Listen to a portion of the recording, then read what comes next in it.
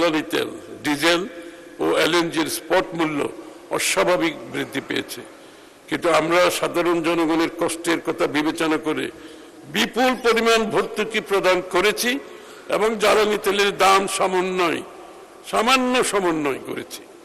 জ্বালানি তেলের দাম খুবই সামান্য সমন্বয় করেছি। অন্যান্য দেশের তুলনায় বাংলাদেশ বোধহয় অনেক একেবারে সবচেয়ে নিচের দিকে। অন্যদিকে গ্যাসের সরবরাহ স্বাভাবিক ও মূল্য অপরিবর্তিত রেখেছি। গ্যাসের মূল্য কিন্তু এখন অপরিবর্তিত।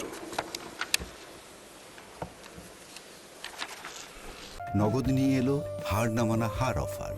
সর্বনিম্ন 10,000 টাকা রেমিটেন্স নগদে পাঠালে থাকছে স্বর্ণের হার জেতার সুযোগ।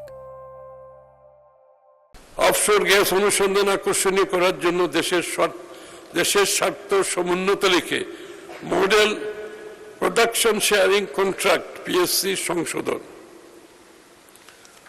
জ্বালানি আমদানির ক্ষেত্রে একক উৎসের উপর নির্ভরতা কমিয়ে উৎস বহুমুখীকরণ নীতি অনুসরণ, মহেশখালীতে বিদ্যমান দুটি ভাসমান এলএনজি টার্মিনালের পাশাপাশি নতুন টার্মিনাল স্থাপনের বিষয়টি পর্যালোচনা, মহেশখালীর মাতারবাড়িতে একটি ল্যান্ড বেসড এলএনজি টার্মিনাল স্থাপনের জন্য জমি অধিগ্রহণ পরামর্শ নিয়োগের প্রক্রিয়া চূড়ান্তকরণ, জ্বালানি তেল পরিবহনে নির্মিত 601.550 কিলোমিটার পাইপলাইনের সর্বোচ্চ ব্যবহার, জ্বালানি তেল খালাসে সিঙ্গেল পয়েন্ট মোরিং চালুর উদ্যোগ গ্রহণ, চট্টগ্রাম উপকূলীয় শিল্পাঞ্চলে ধাপে ধাপে 50 লক্ষ মেট্রিক টন পরিশোধন ক্ষমতা সম্পন্ন নতুন ক্রুড অয়েল রিফাইনারি নির্মাণ।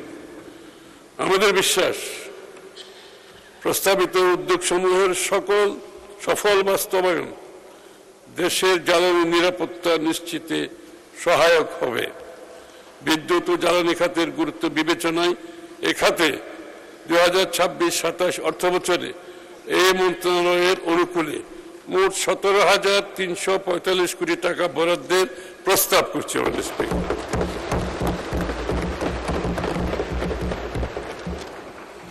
আইসিটি, টেলিযোগাযোগ ও বিজ্ঞান প্রযুক্তি খাত অত্যন্ত গুরুত্বপূর্ণ আজকের প্রেক্ষাপটে। মাননীয় স্পিকার, সারা বিশ্বের প্রেক্ষাপটে এবং আমাদের প্রেক্ষাপটে, মাননীয় স্পিকার, বর্তমান বৈশ্বিক প্রেক্ষাপটে আইসিটি এবং টেলিকম একটি বিপুল সম্ভাবনাময় সেক্টর। এই সেক্টর হতে পারে আগামী দিনে বাংলাদেশের অর্থনীতির অন্যতম চালিকা শক্তি, অথচ বর্তমানে দেশের জিডিপিতে এ খাতের অবদান মাত্র 1 থেকে 2%। যথাযথ পরিকল্পনা গ্রহণ ও বাস্তবায়নের মাধ্যমে আগামী 5 বছরে তা 10% উন্নীত করার লক্ষ্য নির্ধারণ করা হয়েছে। ইতিমধ্যে দেশব্যাপী সাশ্রয়ী, নির্ভরযোগ্য, উচ্চগতির হাই স্পিড ইন্টারনেট নিশ্চিত করতে সংস্কার কার্যক্রম শুরু হয়েছে।